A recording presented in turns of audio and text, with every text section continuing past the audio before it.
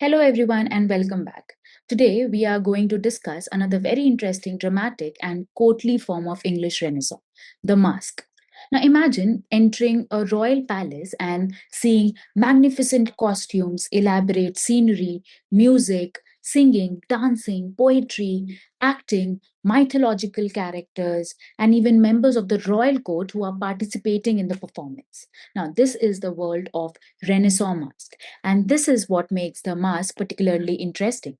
It was not simply a play in the conventional sense, it was an elaborate form of courtly entertainment in which literature and performance were combined with music, dance, costumes, architecture, and visual spectacle. So, in today's lecture, we are going to understand this form more systematically.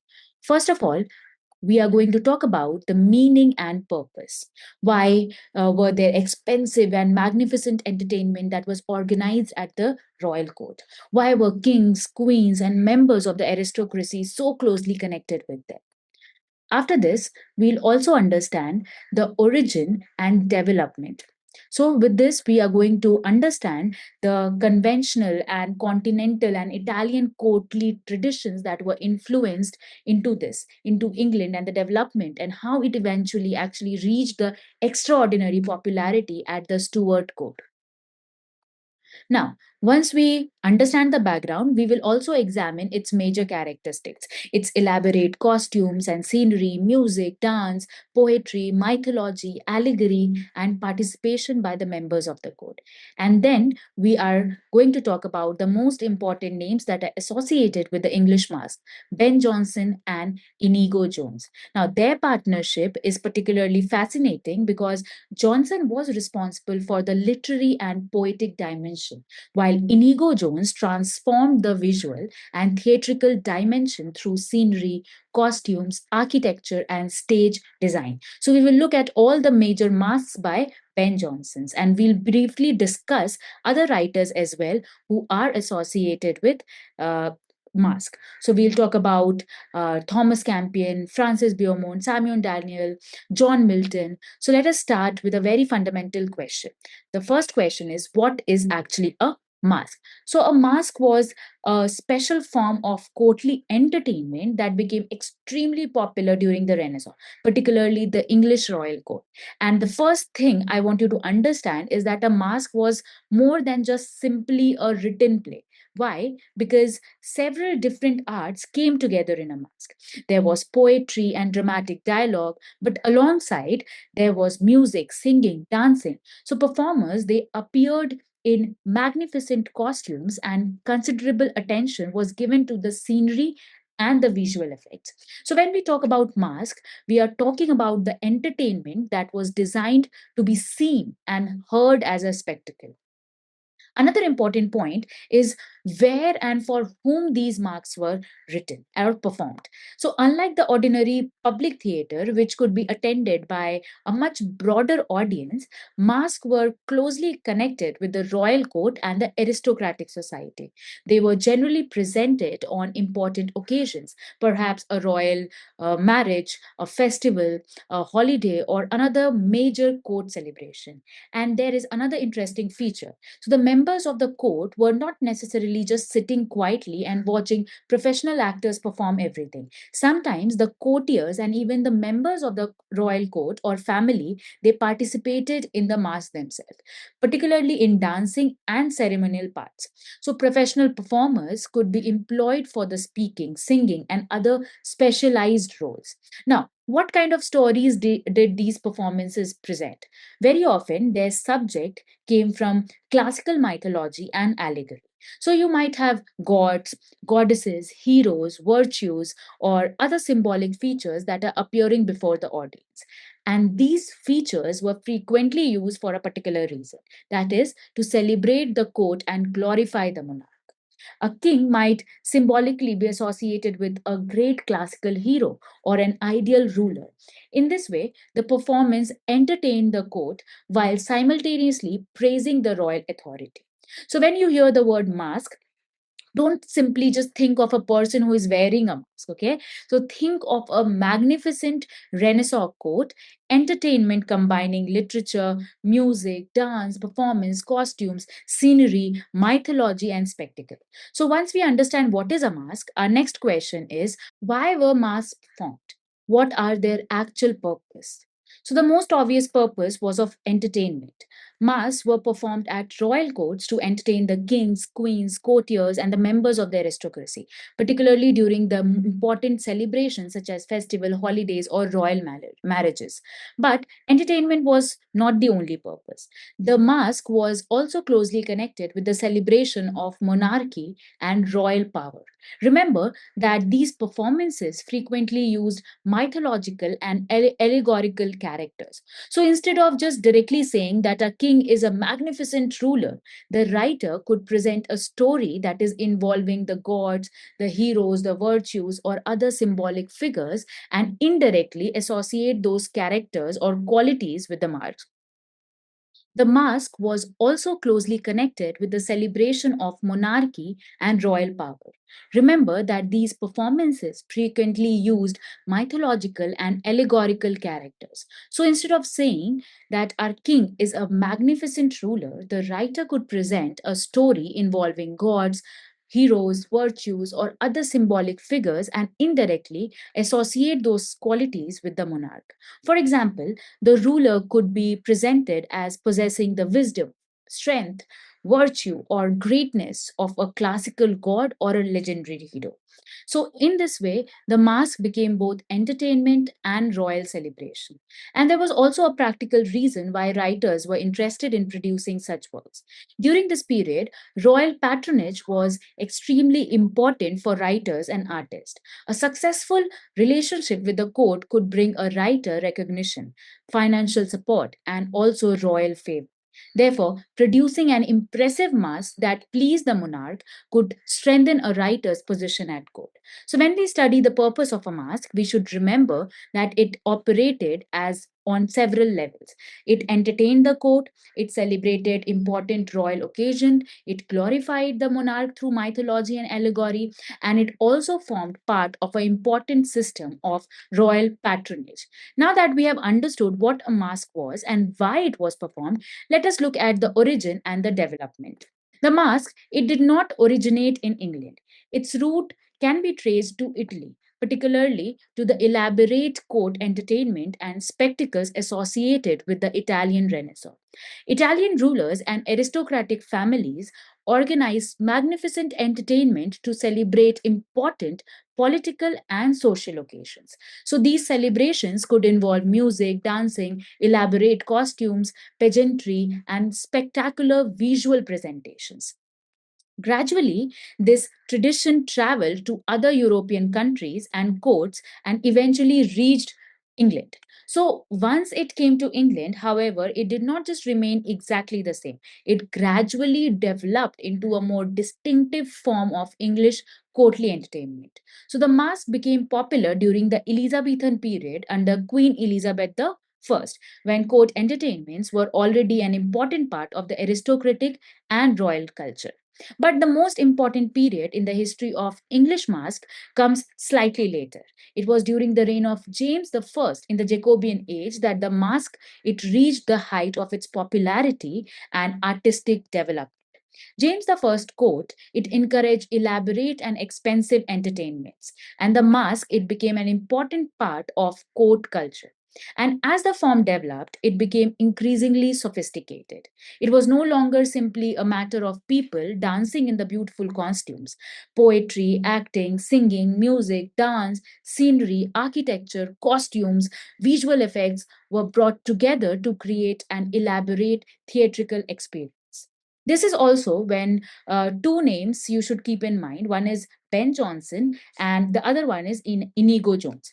So Johnson became the major literary figure associated with English masque, while Inigo Jones made enormously important contribution to its visual and architectural presentation. We will discuss both of them separately later, but because their collaboration, it represents one of the most important stages in the development of English masque. So, regarding the origin, remember three things very clearly. The first thing is that the masque had its root in Italian Renaissance court entertainment. It then spread to England and became popular during the Elizabethan period. And finally, it reached its greatest popularity and artistic development under James I during the Jacobean age. Now that we know where the masque came from and how it developed in the England, let us look at the qualities that are actually distinguished it from the other forms of drama. So, the major characteristics. So, the first striking characteristic was its elaborate costume and scenery. A mask was intended to look magnificent. Considerably attention was given to it, to the costumes, stage decoration, scenery, and visual effects. So, the appearance of the performance was not merely an additional element, it was one of its central attraction. This also explains why the mask became closely connected with designers such as Inigo Jones, whom we will discuss shortly. And second important characteristic was the combination of music, dance, and singing. So the mask was not simply a group of actors standing on the stage and delivering the dialogues. Music and dance were integral to the performance. So professional musicians and performers could take part in it, while the members of the court themselves might participate in the dancing. So then we have poetry and dramatic performances. So, although the masque was famous for spectacle, it also had a literary dimension. There could be a poetic speeches, dialogues, songs, and dramatic exchange. So, writers such as Ben Jonson therefore played an extremely important role in giving the masque a literary sophistication. Now, another important characteristic is mythology and allegory. So, instead of presenting only the ordinary characters from the everyday life, Masque, it frequently introduced gods, goddesses, classical heroes, virtues, and symbolic figures. Now, why was mythology so useful over here? Because these figures could carry symbolic meaning. A figure associated with wisdom could present a wise government. A heroic figure could suggest courage and strength. In this way, mythology and allegory, it allowed the mass to communicate ideas through symbolism. So this brings us to another important characteristic, that is the praise of monarch. So because mass was closely connected with the royal court, they frequently, celebrated the kings or the queens. The ruler might indirectly be associated with qualities such as power, wisdom, virtue, order, or greatness. So mythology was not included simply because of classical stories that looked very impressive. It also could also serve the political and celebratory purposes of the performance. And finally, the court participation. So, members of the aristocracy were not always merely spectators.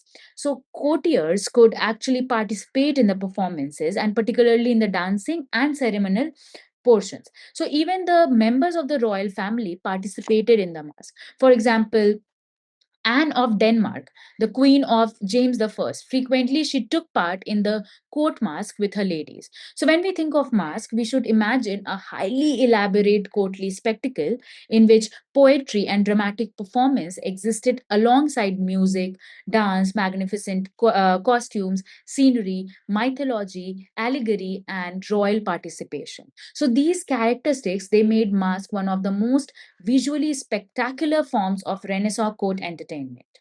Now that we understood its characteristics, we can come to the most important literary figure which is associated with the English masque. That is Ben Jonson and Inigo Jones. Let us first begin with Ben Jonson. We have already encountered Ben Jonson while discussing comedy of humors, but his contribution to English literature was certainly not limited to just the comedy. So Jonson became one of the most important literary figures which was associated with the court masque. Now, what exactly did he contribute? Jonson was essentially responsible for the literary dimension of many masques.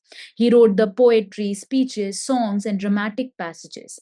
He developed allegorical situations and frequently drew characters and ideas from classical mythology.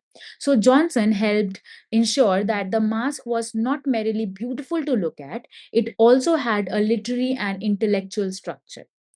Now, alongside Johnson, we have a completely different kind of artist, Inigo Jones. Remember, he is not a mask writer, he was an architect and stage designer. his contribution was largely visual and theatrical.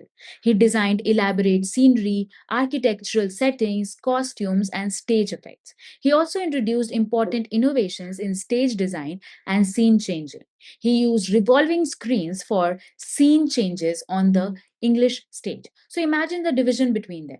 Jonson was concerned primarily with what the Mass said, like its poetry, mythology, allegory, and dramatic content, while Inigo Jones was concerned primarily with what the audience actually saw. So the scenery, the costumes, the architecture, and the visual spectacle. And when these two dimensions came together, the result could be an extraordinary, elaborate court entertainment.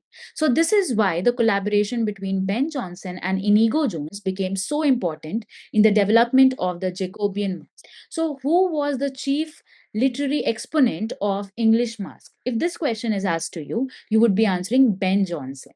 And if somebody asks which which architect and stage designer collaborated with the Ben Jonson in the production of court masque, the answer is Inigo Jones. Now that we have talked about Ben Jonson and Inigo Jones and understood how their collaboration shaped the Jacobean court masque, let us move ahead and take a look at some of the most important masques that is written by Ben Jonson.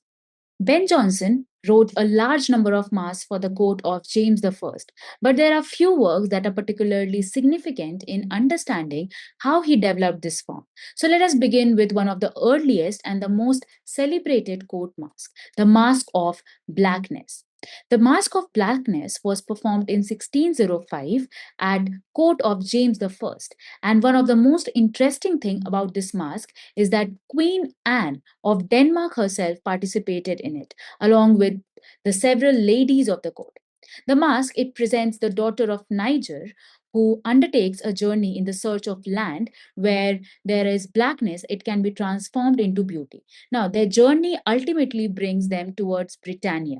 And this is where we can see something characteristic of court masque. Mythology, allegory are used along with praise of monarch and the royal court. So the masque is also remembered for the elaborative visual spectacle created by Inigo Jones, particularly its impressive scenery costumes and stage effects. So the Masque of Blackness, it gives us a very good example of how Jonson's poetry and allegory both combined with Jones' visual spectacles to create the complete experience of the court masque. Next up, we have Hymenaei, which was written in 1606.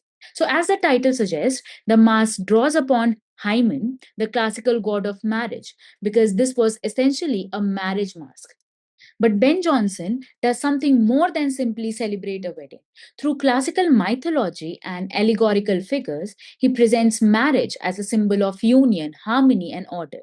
So, Hymenaei is a good example of the way Jonson could take a particular court occasion, in this case, a marriage, and transform it into a much larger allegorical celebration of harmony and unity.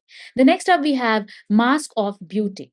Masque of Beauty, which was in 1608, so this masque is closely connected with the Masque of Blackness. In fact, we can understand it as a continuation of the story introduced in the Masque of Blackness. So, once again, Queen Anne and her court ladies participated in this performance. If you remember, in Masque of Blackness, the daughters of Niger were searching for a land where their blackness could be transformed into a beauty.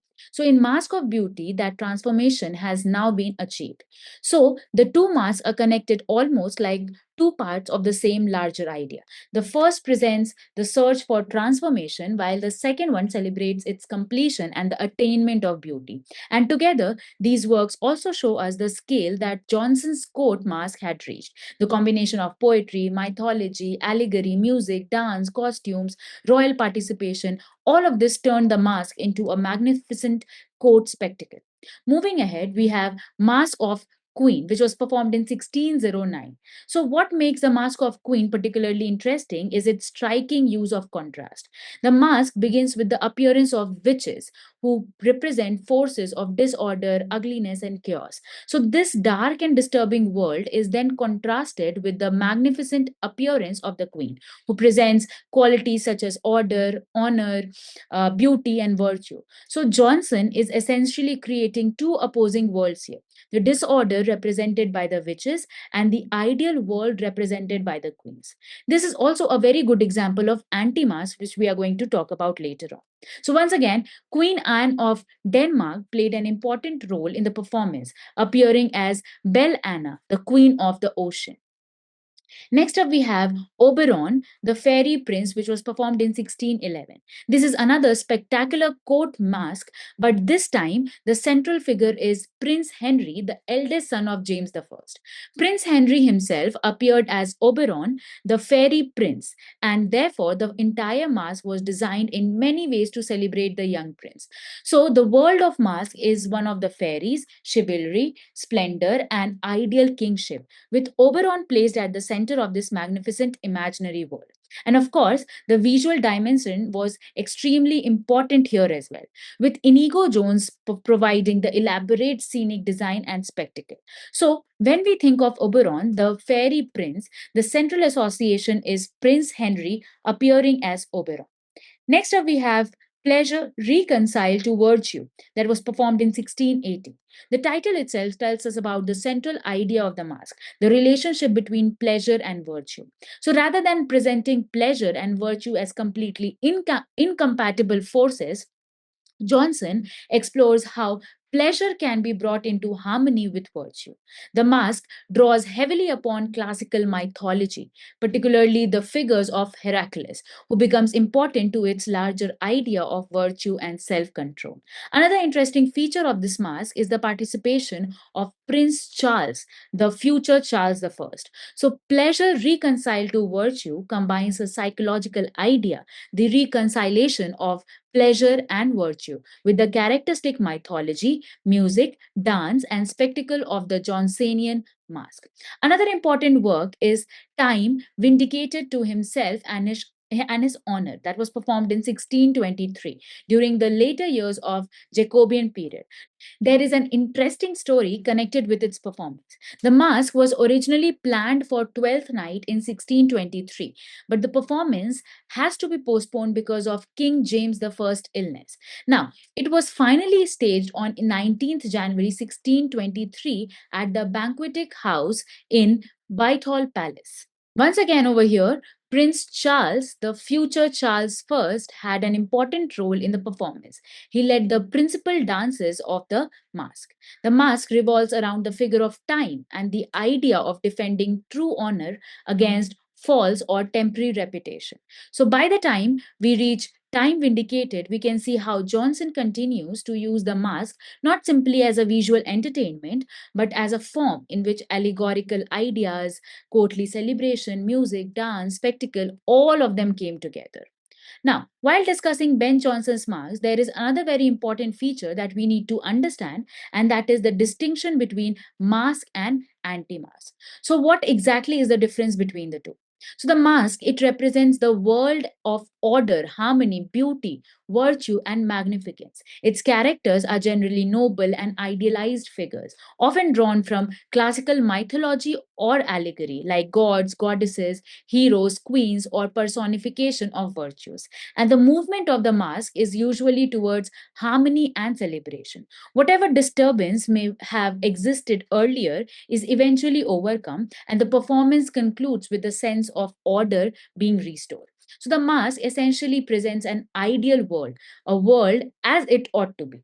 The anti-masque, on the other hand, it presents exactly the kind of world that the masque seeks to overcome. It represents disorder, ugliness, vice, foolishness, chaos, and unruly behavior. Its characters are therefore very different. Instead of gods, heroes, idealized figures, we will find witches, fools, grotesque creatures, comic creatures, disruptive personalities. So the anti-masque is generally more comic, exaggerated, chaotic, and grotesque in its presentation.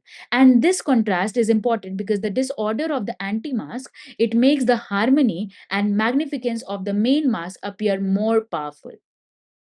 A wonderful example is Ben Jonson's Masque of Queens. So at the beginning, Jonson presents witches who represents the force of disorder and disruption.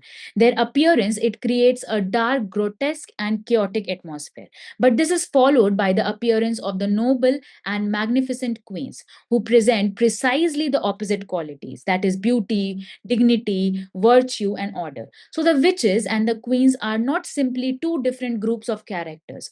Jonson, he deliberately places them against each other to create a powerful dramatic contrast. The disorder it represented by the witches is ultimately displaced by the order presented by the queens. And this contrast between the anti-masque and the main masque, it becomes one of the most distinctive features of Jonson handling the court masque.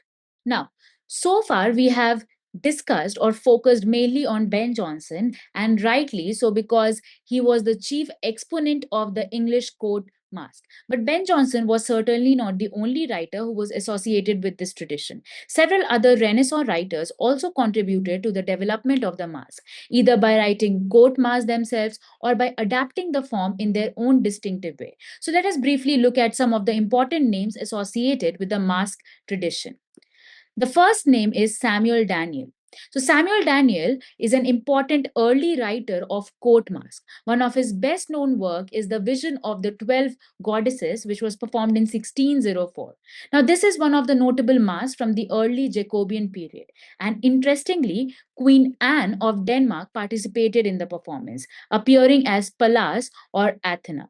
So, as the title suggests, the masque draws upon classical mythology, presenting 12 goddesses and combining mythological figures with the splendor and ceremonial character of the Jacobean court.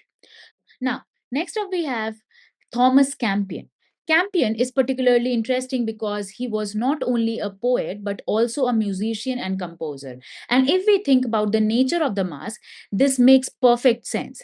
The masque was never simply about words, it brought together poetry, music, song, dance, and spectacle.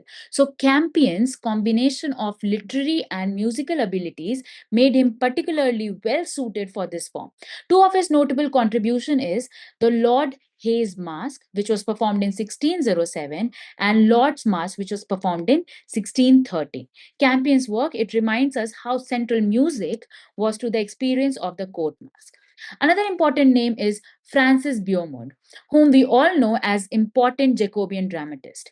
His major contribution to masque tradition is the Masque of the Inner Temple and Gray's Inn, performed in 1630. Now, this masque was connected with major royal celebration, the marriage of Princess Elizabeth, the daughter of James I, to Frederick V, Elector Palatine. Now, this is again a good illustration of the close relationship between the masque and the important court occasion. Royal marriage and other major celebration provided the perfect setting for the elaborate performance. And finally, we come to John Milton. Milton takes us somewhat later in the development of this tradition, and his Comus, that was written and performed in 1634, is one of the most famous example that is associated with the masque form. Its full title is A Masque Presented at Ludlow Castle. So, this Comus is much more than simply an elaborate court entertainment. Milton gives the form of a major and strong moral and philosophical dimension over here, particularly through the conflict between temptation and virtue. The character of Comus represents sensual temptation and indulgence, while the lady resists him through her commitment to chastity and virtue. So, by the time we reach Milton's Comus, we can see how flexible the masque had become. So, although Ben Jonson remains the central figure in English masque tradition, writers such as Samuel Daniel, Thomas Campion, Francis Beaumont, and John Milton show us that the masque was a much broader and richer literary tradition. Now, apart from the writers who actually composed court masque, we also find masque like elements appearing in major works of Renaissance literature. Two very important names that you can keep in mind is Edmund Spenser and William Shakespeare. Edmund Spenser's The Faery Queen. So Spenser did not write The Faery Queen as a masque. It is, of course, an allegorical epic poem.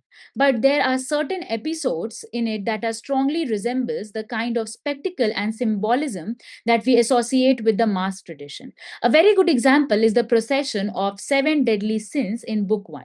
Here, the seven deadly sins are presented as allegorical personifications. So, in other words, abstract ideas are turned into actual characters. We encounter figures representing pride, idleness, gluttony, lechery, envy, wrath, which all presented in an elaborate and highly visual procession.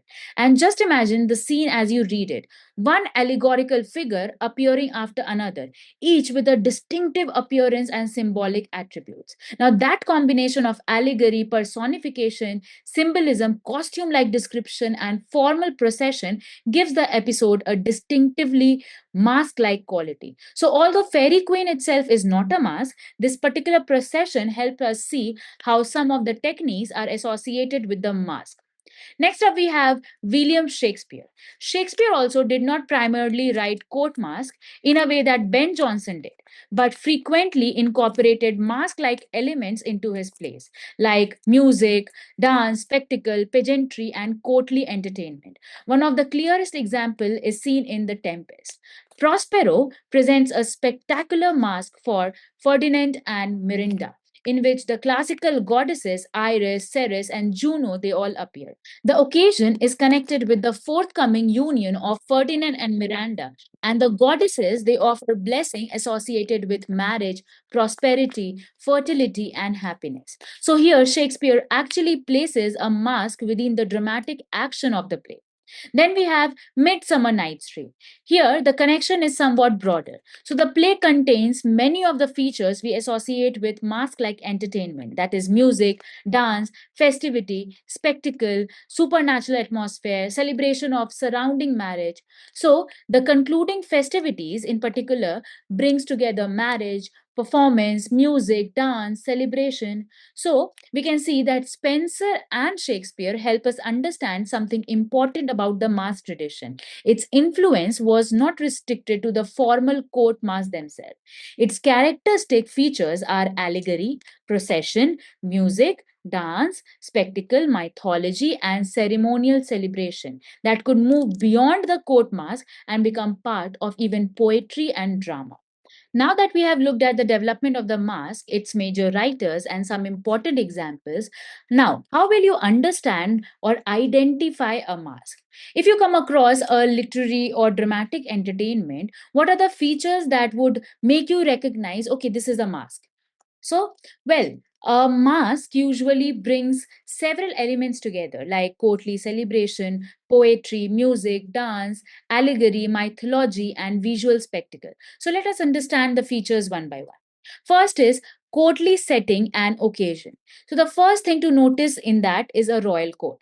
So, masques were generally performed as part of important court celebrations. These could include royal marriages, festivals, holidays, uh, or other significant court occasion. So the masque was not simply a play being performed for an audience, it was often a part of a larger ceremonial or festive occasions at the court. The second thing is music, dance, and spectacle. A masque was never dependent on dialogue alone. It brought together poetry, song, instrumental music, dancing, elaborate costumes, magnificent scenery, and spectacular stage effects. So, this is precisely why figures such as Inigo Jones became so important to the development of this form. The visual appearance of the performance was almost as significant as the words that were being spoken. Next up, we have mythology and allegory. This is another characteristic features that is mythology and allegory. So the character in this mask was frequently drawn from classical Greek and Roman mythology like god, goddesses, heroes, nymphs and other mythological figures. At the other times the characters could be personified of abstract ideas such as beauty, virtues, pleasure, harmony, honor or time maybe. So the characters often represent something beyond themselves. For instance, when Jonson brings figures like Hymen, Hercules, or Time on the stage, they are not simply characters. They contribute to the larger symbolic and allegorical meaning of the performance. Next up, we have royal or aristocratic participation. Now, this is something that makes the court masque quite different from the ordinary theatrical performance. The participants were not always professional actors, courtiers, or aristocrats, and sometimes they were even members of the royal court himself. So, we have already seen that Queen Anne of Denmark participated in the masque, like the Masque of Blackness, the Masque of Beauty. Prince Henry appeared in Oberon, and Prince Charles, the future Charles the First, also participated in Jonson's masque. This brings us to another important characteristic, that is celebration of the monarch. Since the masque developed within a royal court, it frequently contained praise of king or monarchy. But this praise was often expressed through allegory and mythology. The ruler could be associated with qualities such as wisdom, virtue, power, justice, beauty, peace, and order, or could be indirectly connected with the greatness of classical gods and heroes. So, beneath all the music, mythology, costumes, and spectacle, there were often a political and ceremonial functions as well. So, the masque presented an idealized image of the monarch and the royal court. And finally, one of the easiest feature to recognize is magnificence and visual splendor. Now, unlike any ordinary play where the dramatic action and dialogue generally remains central, the masque gave enormous importance to the experience of seeing the performance. Now, think of an elaborate costume, scenery, stage machinery, lighting effect, music, dance, procession, and transformation that we have been discussing now. The audience were meant not only to follow an idea or a story, but also be amazed by the appearance on the stage. And this exactly is why the collaboration between Ben Jonson and Inigo Jones became so significant. Now it's question time. Let us quickly check how well we have understood the masque and its major writers. The first question is, which masque by Ben Jonson, staged on 12th night, was the first masque in which Prince Charles I participated? So tell me, which one is it? The Masque of Blackness, the Masque of Queen, Pleasure Reconciled to Virtue, or the Masque of Beauty? The answer is C, Pleasure Reconciled to Virtue. So this was performed in 1618, and it is particularly notable because Charles, the future Charles I, he participated in the performance. Next is match John Milton's Comus with its correct literary form. So tell me what it is. Is it a pastoral elegy? Is it a masque, sonnet, or a prose tract? It's a masque. So Comus was written in 1634, and it is known as a masque presented at Ludlow Castle. So it is a great example for masque tradition. Next up, we have, which of the following pairs is correctly matched? Ben Jonson has written The Masque of Queens, John Milton has written The Masque of Blackness, Thomas Campion has written Comus, Francis Beaumont has written Hymenaei. The answer is A. So Ben Jonson and Masque of Queen is correct. So Masque of Queen was written by Ben Jonson and performed in 1609. The Masque of Blackness was written by Ben Jonson, not John Milton. Comus was written by John Milton and not Thomas Campion. And Hymenaei was written by Ben Jonson and not Francis Beaumont. So the correct answer is Ben Jonson, the Queen of Masque. So with that, we come to end of our discussion on the masque. In this lecture, we began by understanding what a masque is, what is the purpose. We have also traced its origin, its development. We also discussed the major characteristics that make the masque more distinctive, like that is the combination of poetry, music, dance, singing, elaborate costume, mythology, allegory, courtly spectacle, and most important, we looked at Ben Jonson and his collaboration with Inigo Jones. We also discussed the important works by Ben Jonson: The Masque of Blackness, Masque of Queen, The Masque of Beauty, Oberon, Fairy Prince, The Pleasure Reconciled to Virtue, along with what is the concept of anti-masque. And also, we looked at the other figures who are associated with masque, that is Samuel Daniel, Thomas Campion, Francis Beaumont, John Milton, Edmund Spenser, William Shakespeare.